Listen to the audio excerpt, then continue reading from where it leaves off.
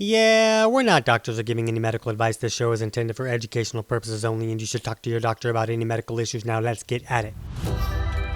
Welcome to Chat the Fat, where nutrition authors Nissa Gron and TC Hale are going to break down common low-carb mistakes. Let's chat all things low-carb, keto, digestion, and more so you can maximize your results.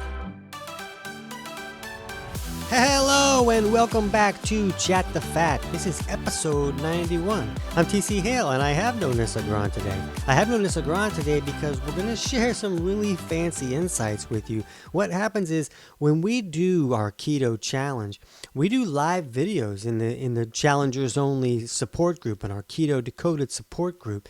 And we talk about anything that they need help with. And with this live video, we talked about ways to maximize ketosis. And it's really a lot of fun in the challenge because when we do these live videos, people in the group can ask questions as we're doing them and we can answer questions as we go along. So we wanted to share the audio from this video with you in this podcast episode, so you can not only get all the insights that we talked about for maximizing ketosis, but you can also see how fun it is to participate in our keto challenges. And today, you can sign up to get on the list for the next keto challenge. I think it starts on the 18th, as this is coming out. January 18th, I think, is when it starts. So to get on that list to be one of our next challengers, just go to eatingfatisthenewskinny.com/challenge list. And you can put yourself on that list so that you get in before it gets all filled up. And today, we also have a masterclass that we're doing live. And to attend that for free, you can go to eatingfatisthenewskinny.com/masterclass. And if you're listening to this after the date that this comes out, then you can go to that link to see if you can catch the replay if we still have that up. But before we start a challenge, we always like to try to do a master class to give all of our challengers some insights that will help them, get a boost and to try and win that big $500 prize. But even for those who don't participate in the challenge, they can still come to this master class and learn anything that they can. So let's jump into this live talk that I did now in our last challenge and give you some insights about maximizing ketosis. Hey guys, how's it going? We are going to talk about some things today. We got a bunch of people that asked some questions, and I kind of wanted to cover the topic of maybe some tricks that kind of help you maximize ketosis, because sometimes when you get into a better state of ketosis, it's easier to either stay in it or to stick further into that state of ketosis because it makes you not as hungry. You don't need to eat as often. It allows your body to burn more fat. And, so that's kind of good. So sometimes some little tricks can be helpful to help you get into that good state so that you can maximize and benefit from all the good stuff that ketosis can bring. And we're going to do this kind of live and having people come in. You can ask some questions kind of as we go along, but I got a bunch of questions. So this shouldn't take more than about 7 hours. We're going to wrap this up in under 7 hours today. It's going to be a piece of cake. Hey, Sasha's here, and Lee and Candace. And so let's just talk about a few of these things that'll kind of help you get going. And I think this is one of Nissa's favorite too, but one of my favorite ones is to go on a fasted walk. And you want the walk to be kind of easy. So that means that you haven't eaten anything yet that morning, and the walk, you should be able to carry on a conversation. If you're breathing too hard to just carry on a normal conversation, then you're probably putting too much effort into that, because you want the body to be relaxed, to feel good about burning fat. Sometimes when our exercise is a little too intense, then the body can't use stored fat for fuel for that intense exercise. It needs to switch over to glucose or glycogen. And so we want to allow the body to maximize fat stores, because sometimes that can magnify ketosis. So, hey, Stephanie, what is shaking? So that's a good one. And so if you're not doing that one, you don't have to do it every day. But if you can do it 3 or 4 times a week, that's going to be a really big boost for you. So that's going to be my number one trick for maximizing ketosis. Number 2 is to test out increasing your fat intake. And this is usually going to be the one. And don't just view it as increase any fat intake. And I think Sasha had a question. We'll get to this in a second. that we'll talk about some of your cheese questions and things. But I like to increase the fats that are easiest to process, and coconut oil is one that's a really big one. So, fat bombs can be a big help if you have some that you made with, some coconut oil and maybe some butter. There's a lot of other high fat ingredients that a lot of people put into fat bombs, like cream cheese and peanut butter and all these kind of things. But not only are they a little bit harder for the body to process than coconut oil and maybe even butter for some people, but they also include other things like more proteins and maybe even a little bit of carbs and such. So I really find that coconut oil is really good to really boost ketosis and help the body burn a little bit more fat. So that can be a good one. Stephanie says, "Okay, Tony, I'm taking you to go and going for a fasted walk." Good, let's go. Let's just bring your phone with you. Watch out for that blimp. And that's probably not what you're going to see on a walk. Okay, so I really like to increase fat by using the simple things like coconut oil and fat bombs. And another thing that can be really super helpful is using higher fats or fattier cuts of meat. That's my favorite way to increase my fat intake and to see if that will help boost ketosis, because higher protein amounts is not going to kick everybody out of ketosis, or it's not going to restrict ketosis for everybody, but it does for some people. So when you're using a higher fat meat, you're not only increasing your fat intake, you're kind of sneakily reducing your protein intake as well. And the one that I've talked about before in the group is this high fat ground beef that I use. And, usually in the store, the highest fat you're going to find is like, 85% lean meat. So you're only getting like 15% fat.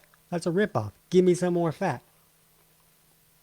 But of course, people in the store are going to freak out about that, so they don't sell that.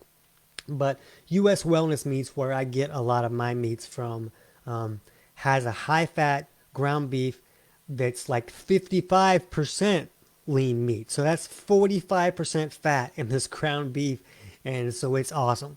And so I use that in a lot of recipes, and that helps raise my fat. But I also do this to where I'll just cook up a pound or two at a time and keep it in the fridge.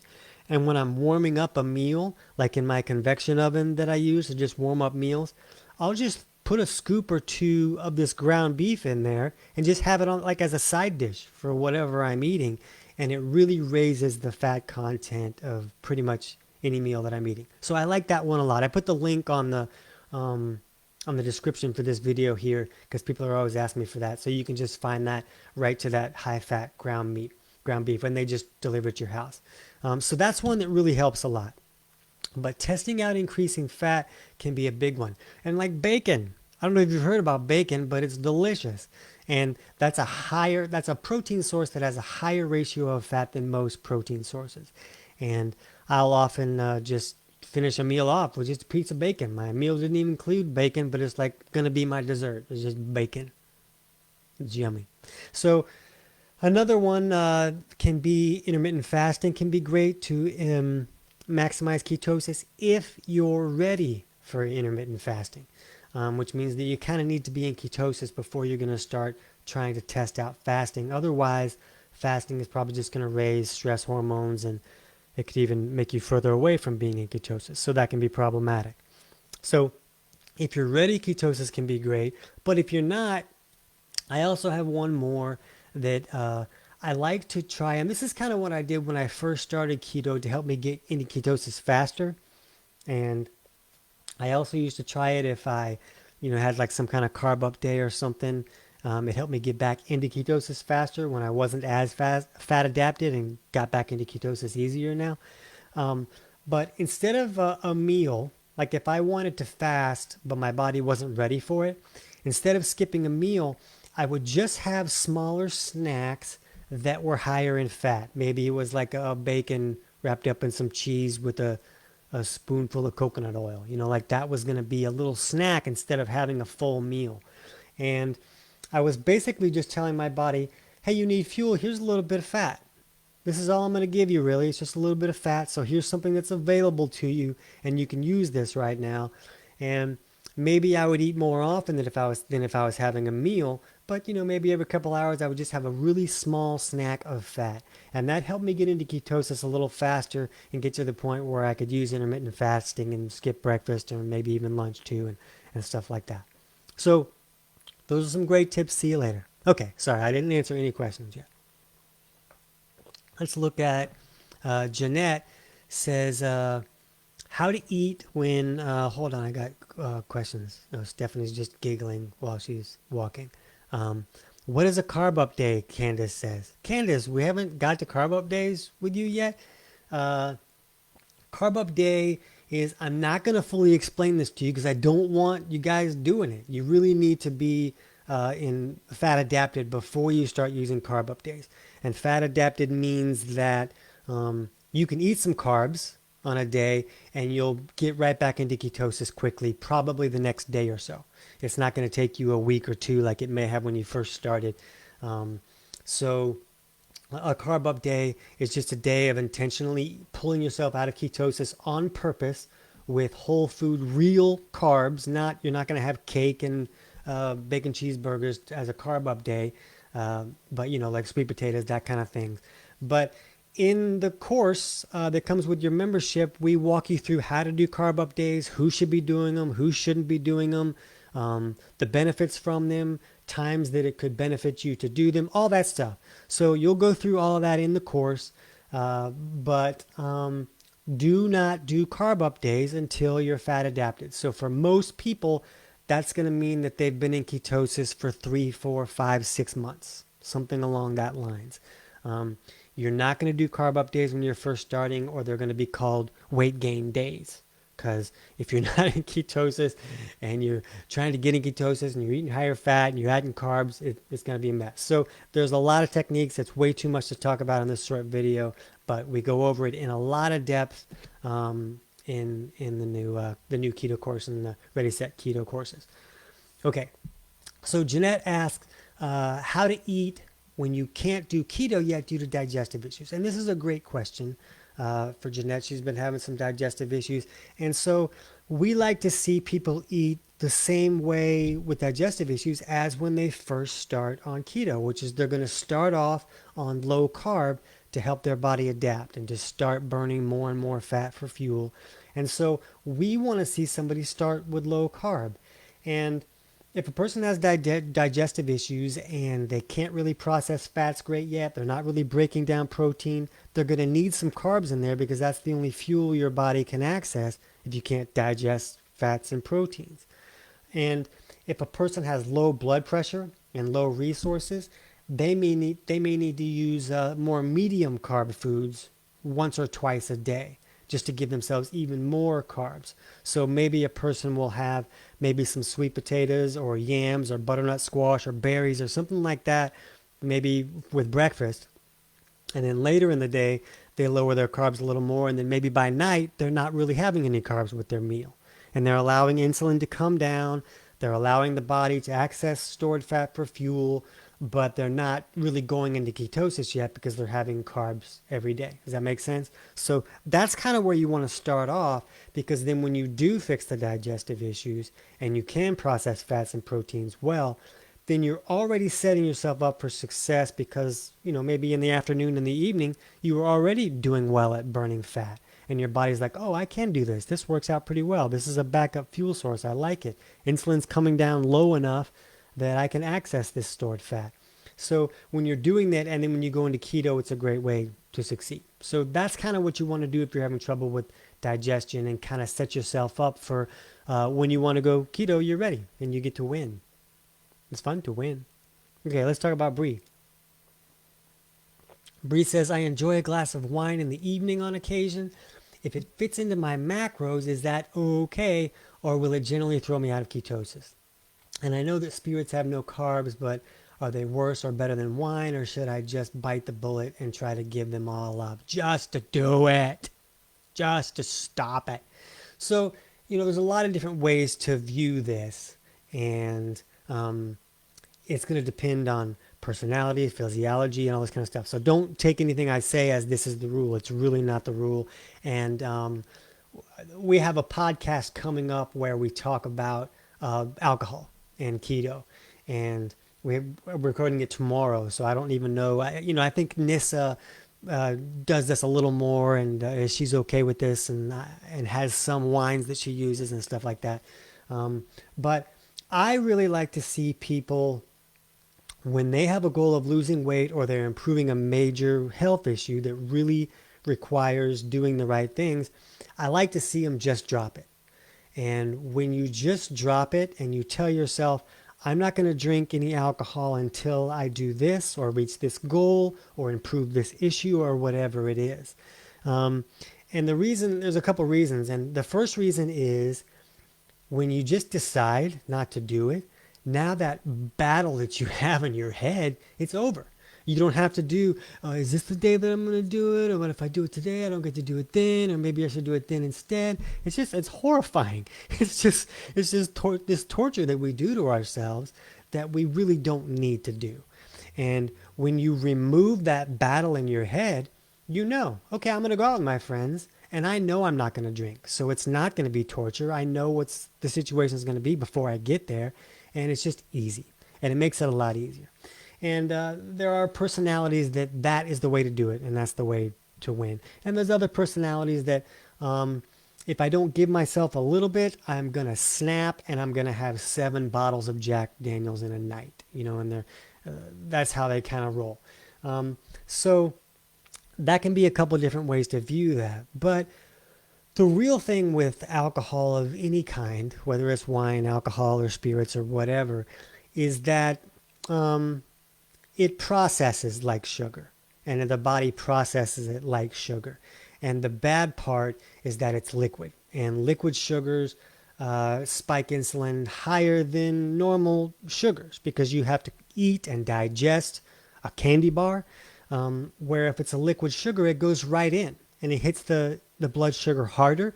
It spikes the blood sugar higher, which raises insulin higher, which means there's going to be a longer period of time that your body is saying store fat, store fat, store fat, even after the blood sugar comes down. So you could rip through that alcohol, but since you sent insulin so high, you're going to have that signal telling you to store fat for a lot longer. So alcohol is the hardest thing to do and still continue to lose weight when you're a person who needs to lose weight. Now you have this skinny little annoying chick friend that can just guzzle it all down and she doesn't gain weight, and it's really annoying to you. And she does this, and why can't I do this? And that's kind of how we view this. But when someone's insulin is very effective, and sometimes it's overly effective, they only need a very small amount of insulin to process all those sugars. So they can do it because the insulin is not going high. But if a person has weight to lose, in a lot of cases, they got that weight because insulin is not working as well as it used to. The body is having to produce more insulin to do the job that a smaller amount could have done before. So when you're in that situation, things like alcohol or even juice and orange juice and stuff like that, it's these liquid sugars that you might as well have had 4 candy bars. So view it like that I'm going to have this alcohol, and maybe that I just feel like I deserve it and that I want to do this, and I'm okay that it's going to slow down my results. That's where you want to be. You want to be like, I understand it's going to slow down my results, but I'm okay with it because I've done these great results and look at where I am now. And if I slow down for a week or so, it's no big deal to me. And then all of a sudden you're enjoying a drink, and then you actually get to enjoy it instead of beating yourself up for it. How much did I ramble on that part right there? Anybody want to tell me about that in the chat? That I rambled too much? So you see there's a lot of different ways to view at it. There really is no one answer. But I like to see people just drop it, fix whatever it is you're trying to fix, get to where you are getting results. Because if you're getting results, then you can test out alcohol and you know exactly what that alcohol is doing. Does that make sense? If you are trying to get into ketosis, or you're just starting keto, or even if you're just starting a low carb diet and you're just trying to lose weight, there's a lot of other factors that we talk about all the time that can contribute to a person not losing weight. There's digestive issues. There's all these imbalances. There's all these, how responsive is your insulin? There's all this stuff. So if you're just trying to lose weight, or you're in this place of you go to a new diet every 3 weeks and you can't see success, then you gotta drop the alcohol because you want to get to a point where things are working, and then you can see actually how alcohol affects you. Then you get to know exactly the price that you're paying every time that you do it. Kelly Ray says to drop it like it's hot. So your alcohol might not be hot, but she says to drop it like it's hot. And I think that that's probably true. Right, Kelly Ray? Okay. So Sasha says, I've heard it mentioned that a keto diet helps hormones. How does that work? It doesn't really. It's just fun to say. Me and Nissa say it all the time. So with hormones, you see a lot of people that have hormone issues, and the medical world always wants to blame the hormones. These hormones you have are so stupid, let's put more hormones in there. These hormones we put in there won't be as sucky as your hormones. So you are horrible, let's make you better by just cramming stuff in you. And the reality is that hormones, when a hormone is too low, every hormone has like an opposite, like sister kind of thing. Where so when one goes high, the other one goes low. So a lot of times when a hormone is too low, it's because its opposite yin yang hormone is too high and it's pushing it too low. Estrogen is a stress hormone, and when that goes high, it can push progesterone down. And there's a lot of good things that progesterone can do. So having high stress hormones or high estrogen, maybe you're on birth control and that's raising estrogen, and it's pushing progesterone down. But most of these hormone issues come from the body trying to use hormones to fix a problem that's caused by something else. Whether you don't have the right nutrients that your body needs, so your body's like, well, let me use these hormones just to kind of help things out since I'm not getting the minerals or nutrients and vitamins that I need for my body to function correctly. I'm going to jack up these hormone levels to kind of help out. So that's usually why someone has hormonal problems. So the most common ones are from insulin being too high, too much, and creating all that inflammation, or from mineral levels being too low and blood sugar going too low.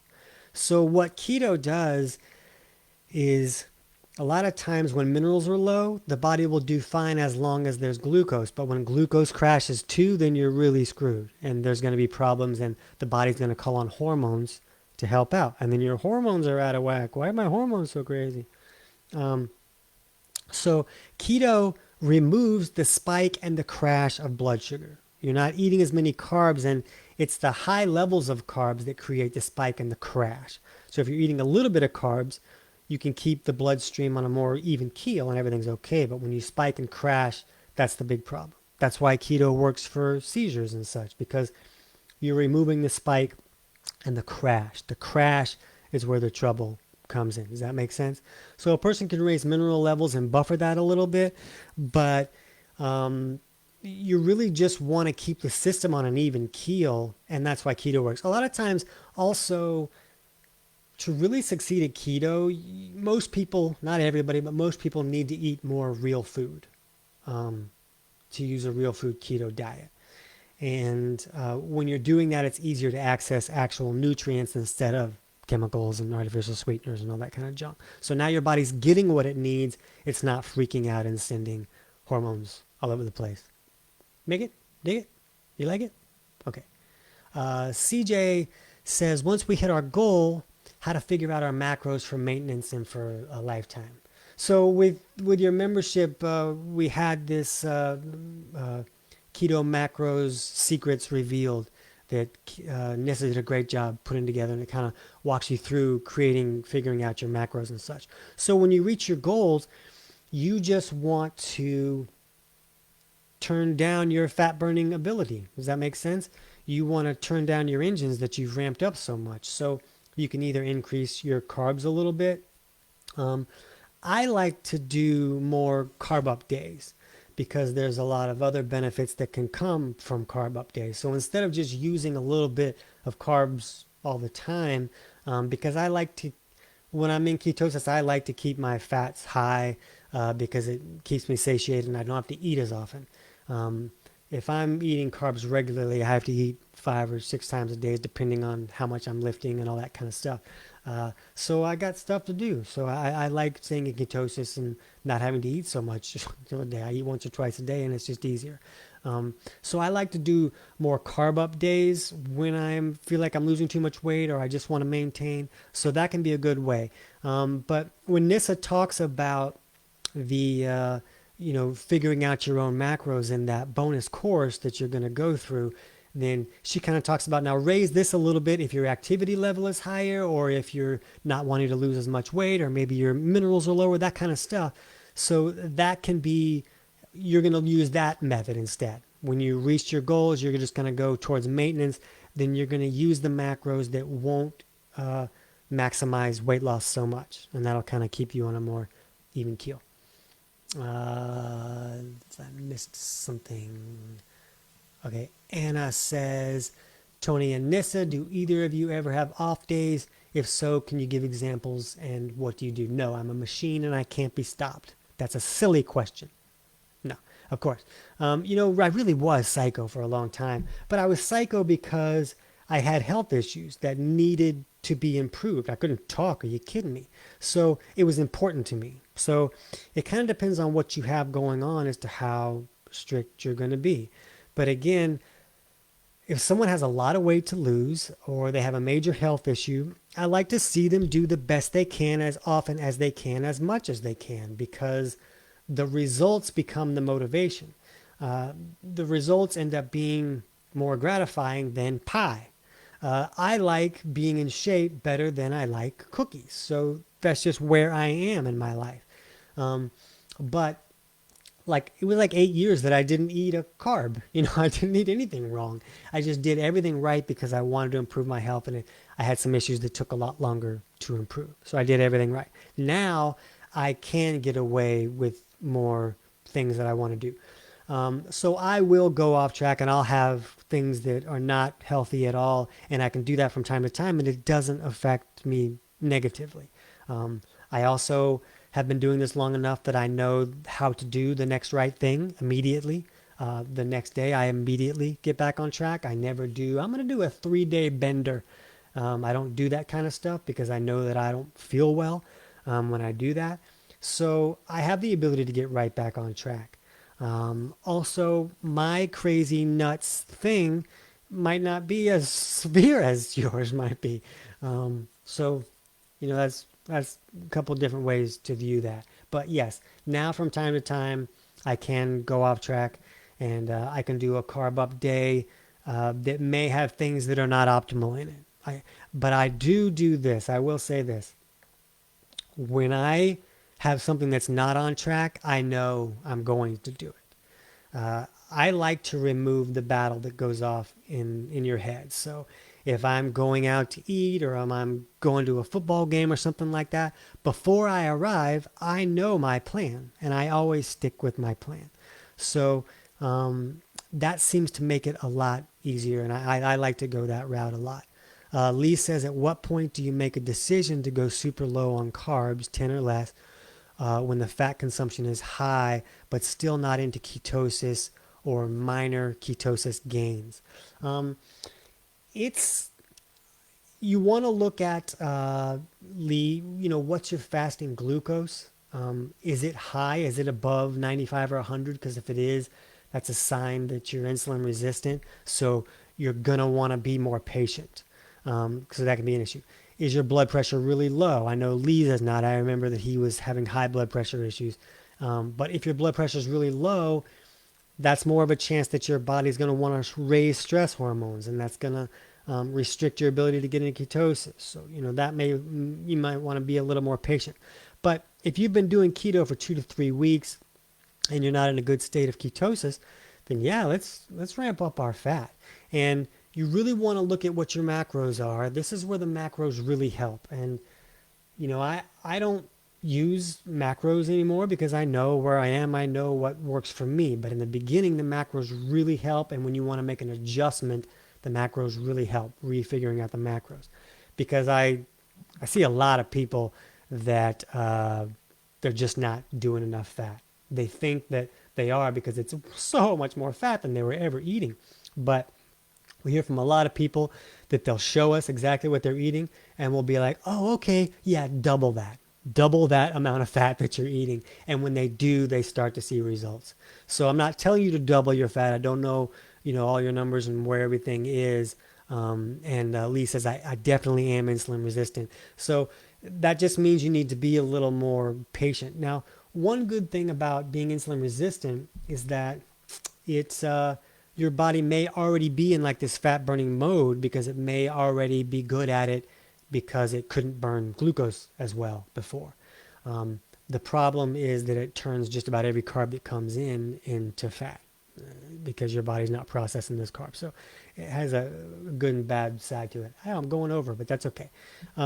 So just kind of be patient with yourself a little bit depending on your physiology. And you can post numbers and, like an imbalance guide in the group and say, here's where all my stuff is, and this is the problem I'm having. And it's easier for us to point out specifics. It's kind of hard to talk in generalities. But in most cases, when somebody isn't in ketosis, they really need to increase their fat intake, and or they need to improve their bile flows so that they can process the fats that they are eating. Let's go to this Sasha thing because this is going to talk about this a little bit too there, Lee. Sasha just said right before I came on, so I barely got this one.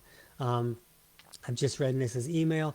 Why can too much cheese kick you out of ketosis as it's very low carb? Kim says, just happened to me, was trying to up my fats. Yes, I thought it was a good way to increase fats.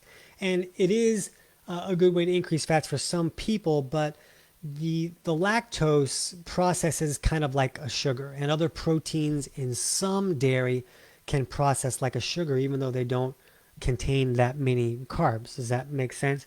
So, because lactose it's a form of sugar, a polysaccharide. I can't remember which one it is. It's one of the arides kind of things in one of the categories. So that can be one way that it can restrict a person going to ketosis. Now, if you're a person that has a food sensitivity to dairy and maybe you just don't know it, then that's even a bigger deal because your body's going to be in a stressed mode when it's when all this dairy is coming in. So there's a couple different ways that it can do it, and you really just have to test yourself out, test it out for you. Kim says it just happened to me. I did it and it knocked me out. So Kim, that that's a problem for you, and you have to not use cheese as a major lift for your fat. You're going to want to do more fat bombs, more coconut oil, more of the, maybe you want to do the high fat ground beef or other high fat meat to lift your fats that way. When I started, I didn't do as well with dairy, and I wouldn't use dairy that often to raise my stuff. And also a lot of times I'll do flat out carnivore, and I leave dairy out except for butter when I do that. So then I'm not doing cheese at all. So it's not like it's impossible to get enough fat without doing a lot of cheese or even cheese at all. It's just an issue that you have to find other solutions for. Does that make sense? I hope that helped. Okay. All right, guys, we covered a lot of good stuff here. This was really good, and we really dug into some stuff. If you have follow-up questions about anything I said, just put it under the video, and then we'll talk about this stuff some more, okay? All right, we'll talk to you guys soon.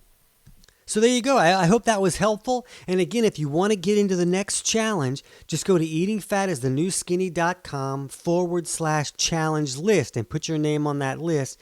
And if you want to check out our live masterclass today, or try and catch the replay if you're listening to this too late, then just go to eatingfatisthenewskinny.com/masterclass.